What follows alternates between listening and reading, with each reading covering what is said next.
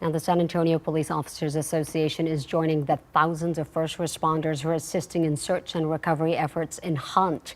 Not only have they been helping with search efforts for the past 8 days, but they're also feeding first responders and residents.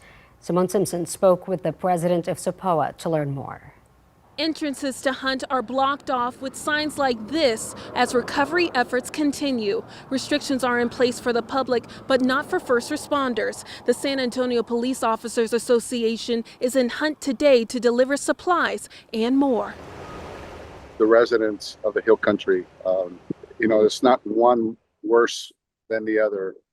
All these people are hurting. President of SAPOA, Danny Diaz, says at least 20 off-duty officers and retirees have stepped up to help daily. It's disheartening, and there's no way of explaining the damage that's been done out here.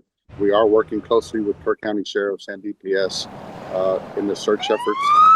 The gravity of their efforts has taken an emotional toll. If we come across bodies, individuals that are missing, we have searched quite a bit.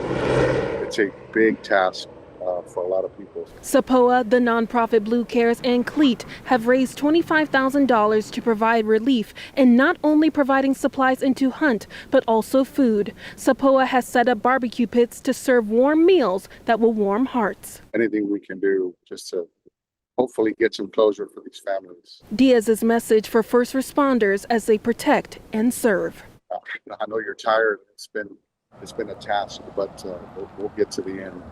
So thank you very much. The San Antonio Police Officers Association will remain in Hunt until Sunday. Reporting from outside Hunt, Simone Simpson, KENS 5.